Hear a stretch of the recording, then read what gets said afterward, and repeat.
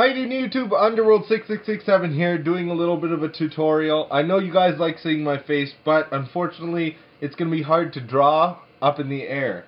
So what I've got here is the Colossal Fighter, and what we're going to try and do is create Goku out of this Colossal Fighter.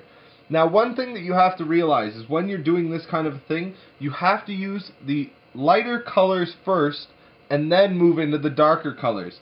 If you do it in the opposite way, you're going to have the darker colors actually bleed over into the lighter color area, and you have some trouble. Now, the biggest thing is when you're coloring in, if you mess up with the lighter color, the darker color is actually going to cover that up, so it doesn't really make a big difference. Now, what we're going to do is we're going to make him Super Saiyan number 1. Of course, that is the best Super Saiyan because it all becomes a horrible storyline right after that. So we're going to actually make his hair first because gold is one of the lighter colors. So we've got gold for his hair because yellow actually doesn't really show up on Yu-Gi-Oh cards unless you're actually using paint. Paint is the best way to actually draw on Yu-Gi-Oh cards or paint on Yu-Gi-Oh cards. Markers are sort of the cheaper, easier to use. So if you're not so skilled with this kind of thing like me, definitely use markers instead. So the first one is, of course, gold for his hair. You got orange for the outside suit. You got blue for his undershirt, his boots, and his bracelet things, his weight bracelets. And of course, everyone needs a black. When you're coloring things in, you're going to need a black because you need to outline just in case you mess up. The easiest way to fix a mess up is just by outlining it with black, and then you don't see it bleeding over. So we're going to be doing that. Hopefully this works out and I don't have to waste this video. So the first things first. Now, when you're doing this kind of thing, people like the art. They don't really care about the actual card per se. They care if it's like scratched in and scribbled in. Try and make it as best you possibly can, but people are going to be more concerned about the fact that you took the time and you made the effort of actually doing it. So you don't have to be perfect in order to do these kind of cards. So the first things first, we're going to have to take it. We're going to make his hair go up.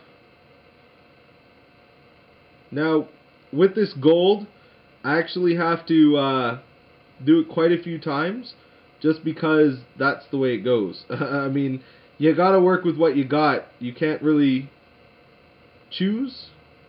The famous phrase, beggars can't be choosers.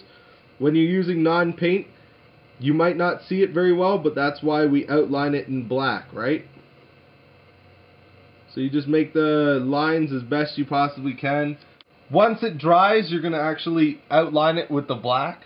But once again, you can't put wet marks on these cards and then outline it right away, or else it's just going to bleed together and it's going to look like crap. Next thing you've got his shoulder pads and of course his shirt. Remember, his belt is actually somewhere in the middle, so just below his abs and of course above his crotch. So you got Colossal Fighter's crotch there. Let's start off making the belt. I know I'm going against my first actual thing by saying use the dark colors last, but you're going to need to make the outlines just to make sure that you're doing it properly, right? So you make the little box where his belt would be.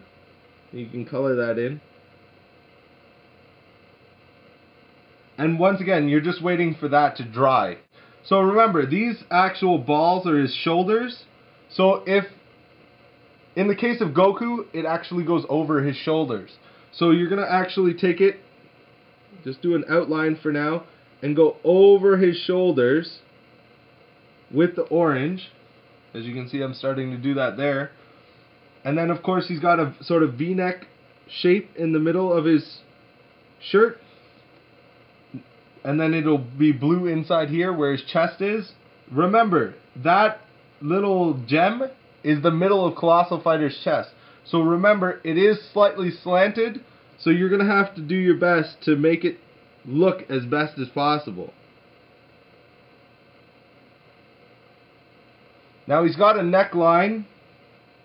And of course, this is the best way to use the neckline, is these little bars right here. So that'll connect our neckline to the rest of his figure. And then of course you go up. Remember, don't touch that gold just yet. You don't want to mess up that bad. It's very hard to fix sometimes.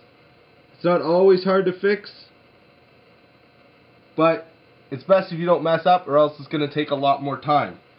So we color it in. Now remember, in order to make it darker so you don't see those blue lines, you can go over it a whole bunch of times. But once again, people aren't looking for perfection in these cards. They're looking for cool design. So they're looking to steal your ideas pretty much. So as long as you got a good idea, such as Goku, you can even do Nappa from this kind of thing, you can do Piccolo, all those kind of things. Now, if you do end up bleeding over, like I've touched the blue with the orange, you're going to get blue streaks.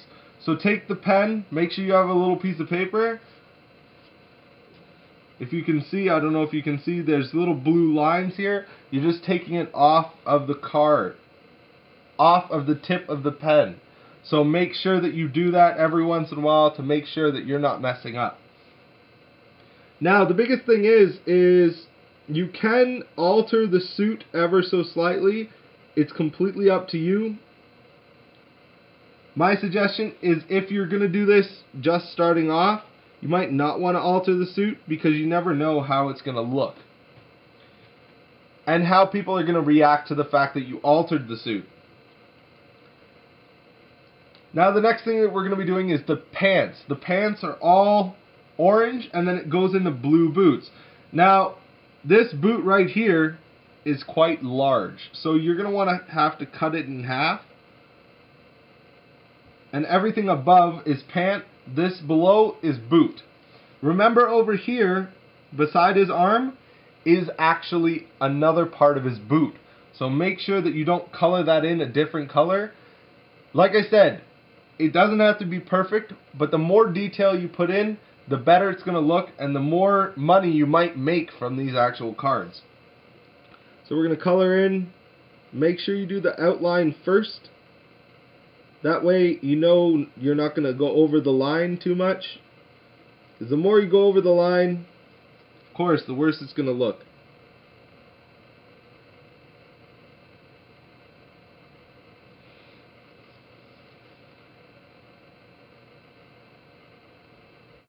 Now, there's his pants done. Now, mainly the only other thing that you have to do with a Goku card is start coloring in the hair, and of course do the gloves and the boots that are blue. He does have some red in him, but like I said, it's not as big of a deal if you don't put the red in.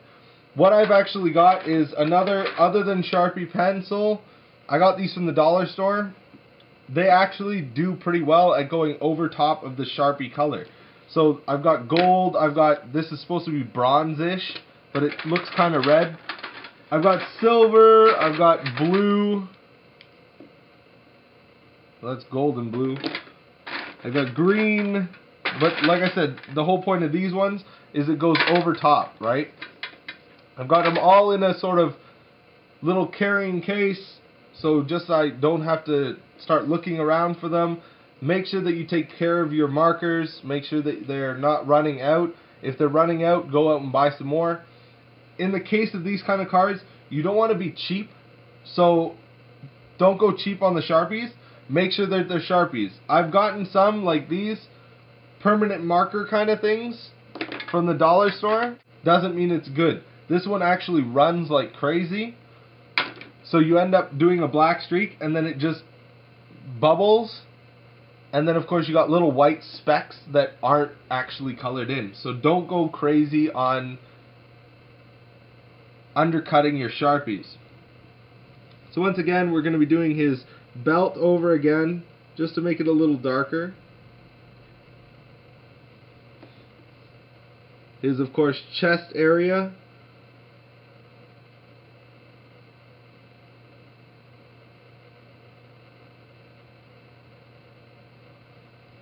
His boots.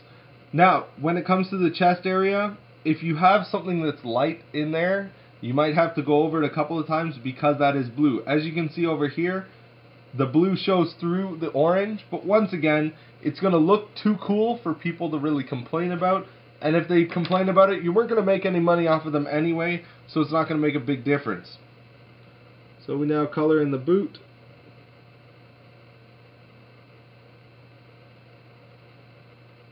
And there we go. We got the boot almost colored in. In some cases, a thinner Sharpie is good. These Sharpies actually come to a point, so it's okay. If I want a thin line, I don't push down so hard. If I want a thick line, I actually push down quite hard. Then we continue on, get that last bit of the boot, like I said, over here. As you guys can see right there. Remember, he does have little tiny tassels right here that come through his shirt into sort of a pointed kind of thing. And then of course over here you got the same sort of pointed kind of thing. And the wristbands. Remember, you don't have to actually color in all of the card. It's not always a good idea. But it is a good idea to make sure that most of the card is colored in. If you only put an outline line on the card, it's boring. Like with Black Rose Dragon, if I did anything to it, you can't really change that into anything, so I made it pop out. A lot of cards, they only have part of the monster, so you can actually make it pop out, and it makes it look so much better. So we've got the hands, of course, are going to be the same color as his face and his body. Just back here where his hair is, you might want to color it in a little bit orange. I almost missed that. Once again, you can always come back to something just in case you miss it. But when you come back to it, you're going to have to be extra careful because you could mess up quite easily. Now, when it comes to black markers, okay, there's the thick one for coloring in black. And then there's the thin one that you can actually buy to sort of outline. This is the best one to outline with because you don't have big, huge black globs. I know when I first started doing these cards, I actually used a thick one. But once I started using the thin one, it looks so much better. So you go in.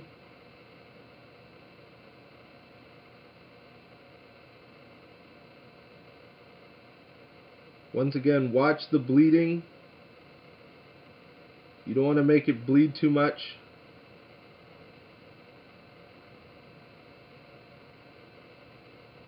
And once again, it's not a perfect copy of Goku, so it's not as important. But once again, once you actually finish off all the outlining of the boots and everything else, you get the finished product that looks awesome.